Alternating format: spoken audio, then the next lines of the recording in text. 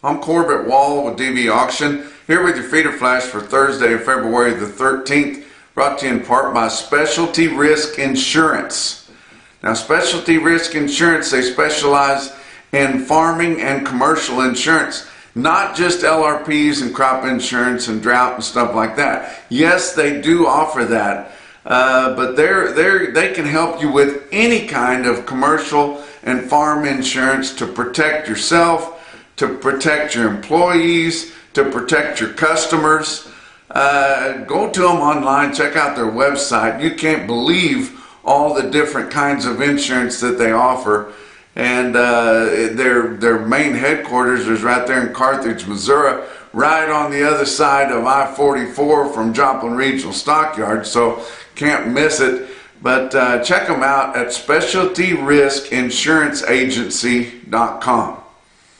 Grass fever. Now, you wouldn't think grass fever in the middle of February. I mean, it's bitter cold all over the country, especially all over cattle country.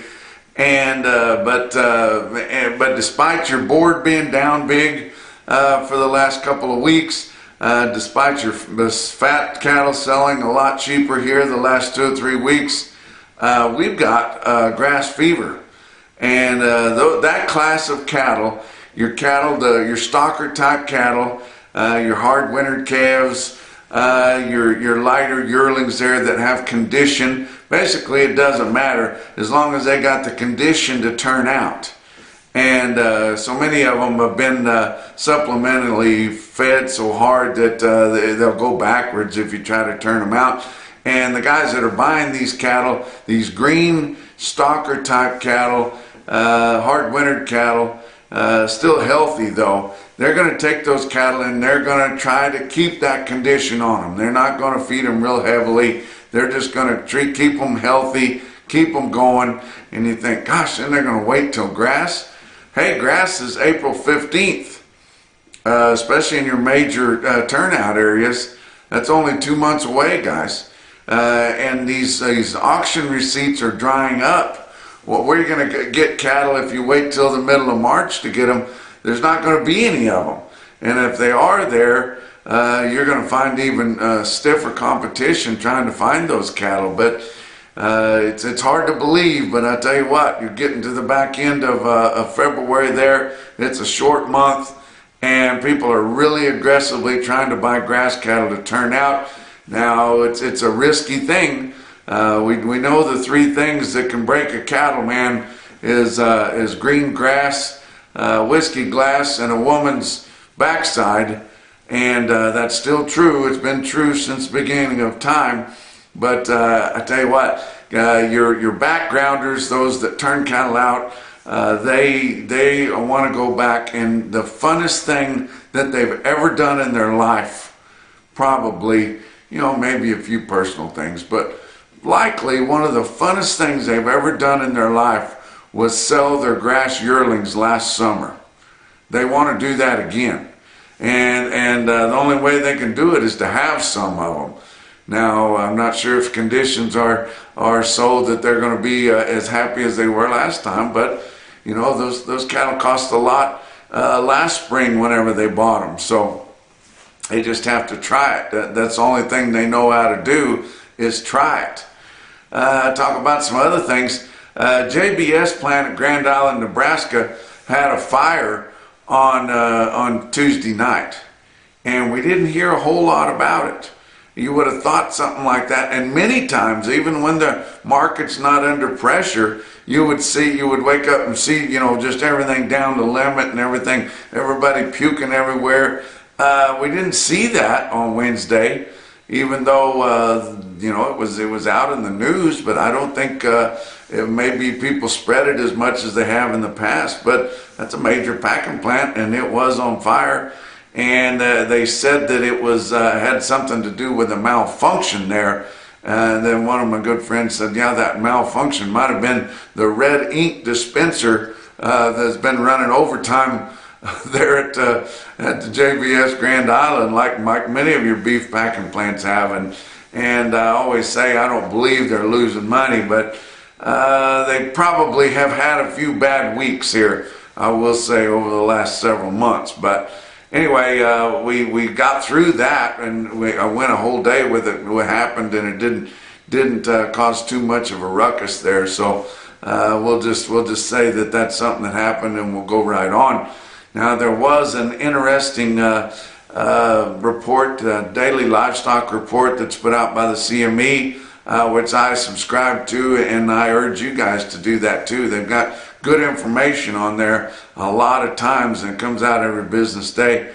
But they had an interesting report there on the Consumer Price Index, which that was big news in the media that happened on Wednesday. But it was about food prices, and we saw grocery store prices go up again in January.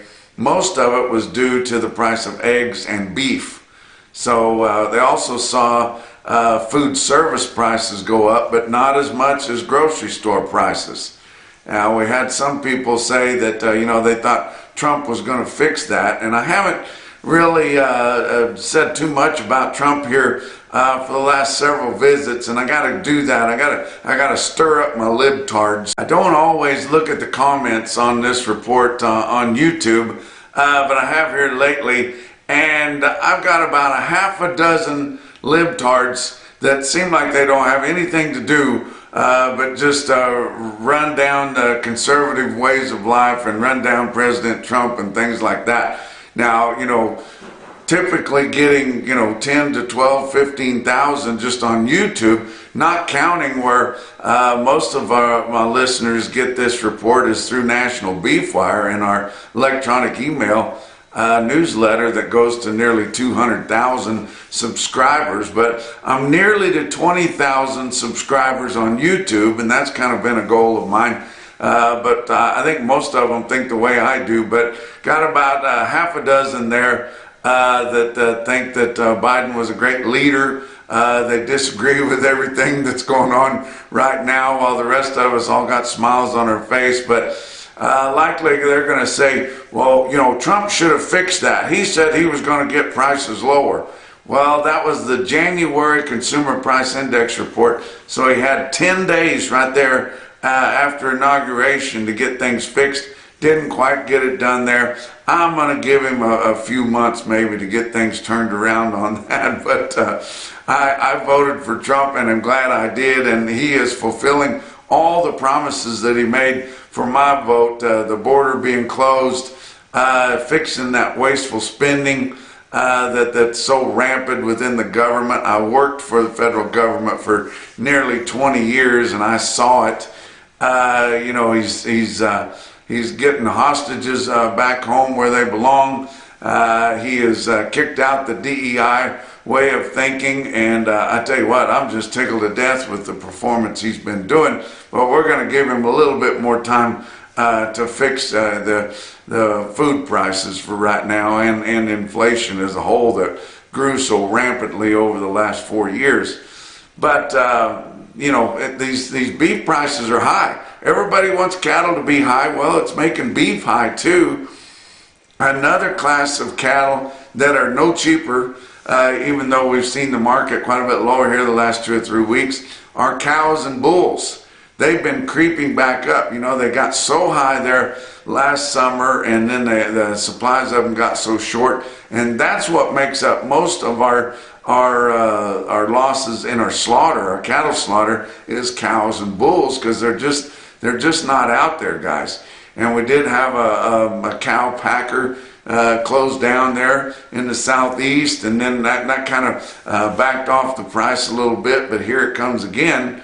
Most of the culling that's done after they preg check and then they send all the cows to town, that's kind of dissipated now, and now we're running short again.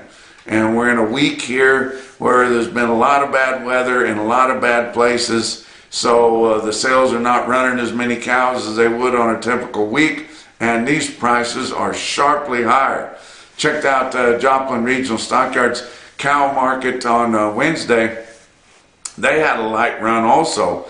had less than 300 slaughter cows, and that's a kind of a typical sale barn sale there. That's not typical at Joplin. They usually run 500 to 700, but slaughter cows and bulls $4 to $7 higher. They had high dressing slaughter cows from 135 to 153, with a few extreme high dressers up to 159, and the top bull up to 194. The market reporter said that people were bidding on DVAuction online, buying slaughter cows and bulls. You don't see that very often unless they're really, really aggressive, guys. But the market's good on your slaughter cows and bulls. Don't forget about our Punchy Pick of the Month contest. Of course, that'll be coming around again here. This is a short month, so I don't get too big a reprieve there. Send in your Punchy Pick that you get when you're out doing chores or whatever you're doing, moving cattle, working cattle, whatever you're doing. If you get that on your phone, just email that picture to punchy@nationalbeefwire.com. You're automatically entered to win the grand prize, which is all kinds of, just a huge, huge box full of all kinds of cool swag from National Beef Wire, Feeder Flash, Beaver Feed Company in Beaver, Oklahoma. They've been with us from the start of this. Beaver County Stockyards, of course, but then the whole case of Fairpiece will be in there too. The revolutionary product that is scientifically proven, guys. But everybody loves the Punchy Pick of the Month contest. And now we have a kids corral sponsor too. Great Plains Livestock Consulting is giving a $200 Cavender's gift certificate every month for the winner of the kids corral. So that's a pretty good contest there, guys. Let's check out your board on Wednesday. February live cattle futures were down 52 cents at 199.15. April down 27 at 195.72. Your back months were unchanged to up. Pretty much all up on your back months on live cattle, up as much as 32 cents. March feeder cattle up 20 cents at 264.97. We're just glad that they weren't all down on Wednesday, and they were up some. April feeder cattle up 27 cents at 265.25. Your back months up 7 to up 60 cents. Look at your grains. March corn up 6 1/4 cents a bushel at 490.5. Beans down 15 3/4 at 1027 3/4. Hard red winter wheat for March down 1 1/4 cents a bushel at 591.5. Your fat cattle trade, we saw a little bit more trade on Wednesday out in your direct areas, but a lot of it was on the Fed Cattle Exchange. The Fed Cattle Exchange had a Wednesday morning sale there. They sold good commodity cattle there in Texas, just live marketing cash price at 203. But then they had bids of 203 on more cattle in Texas and cattle all the way up into Iowa at 203. And they passed all the bids, the people that were selling on the Fed Cattle Exchange.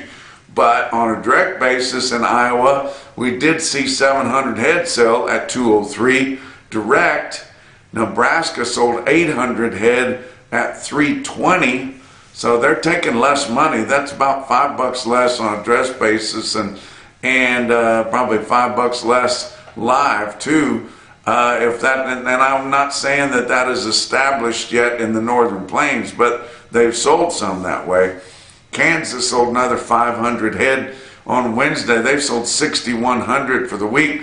The price was 202 in Kansas, and then they had 203, which is what they sold on Tuesday, and that was on mixed bag cattle there. So 203 is the market in the Southern Plains, and that's $3 lower. Texas sold 800 head on Wednesday, 2,100 head for the week. That's about all they ever sell on a negotiated direct cash basis there. But 203 in Texas.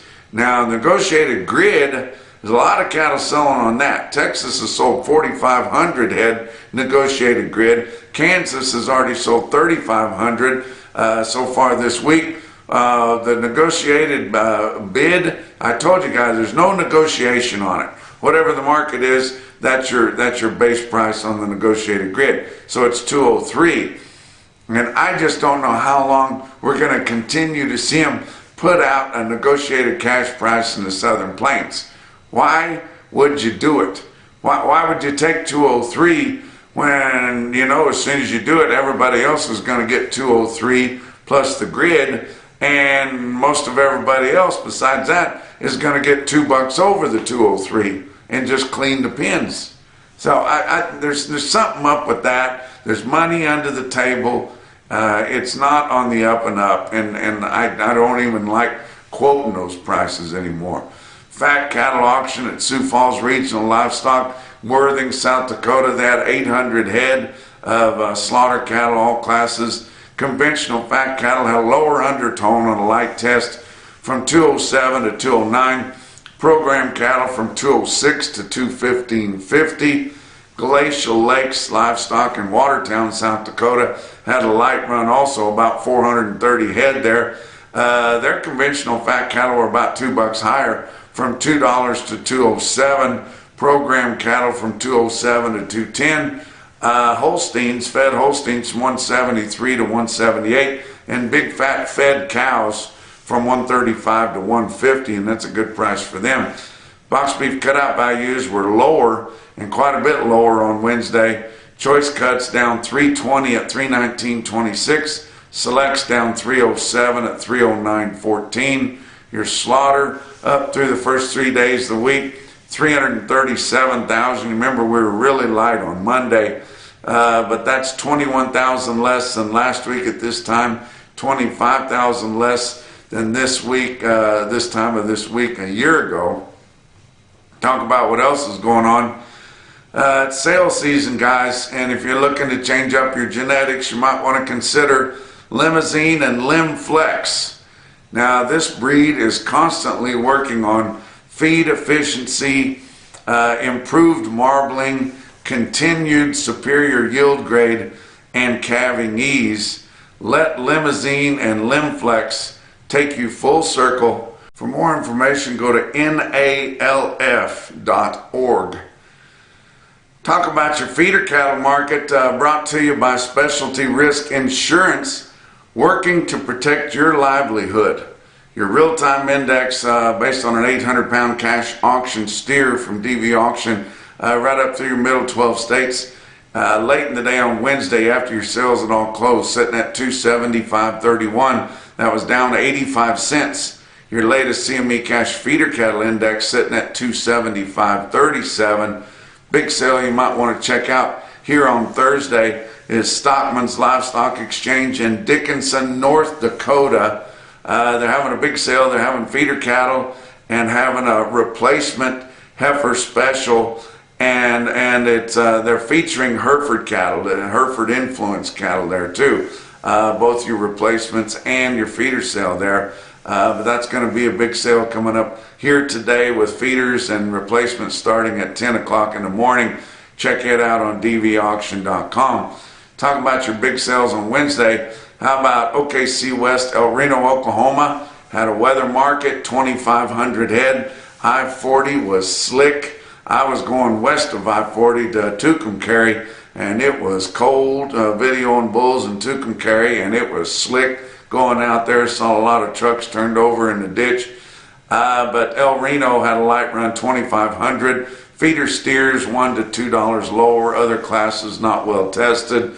Dodge City, Kansas had a light run due to weather. About 900 head there. Had a light test with some higher prices. Your NationalBeefWire stick-out sale of the day was Hub City Livestock in Aberdeen, South Dakota. They're used to the cold up there. They had 4,900 head.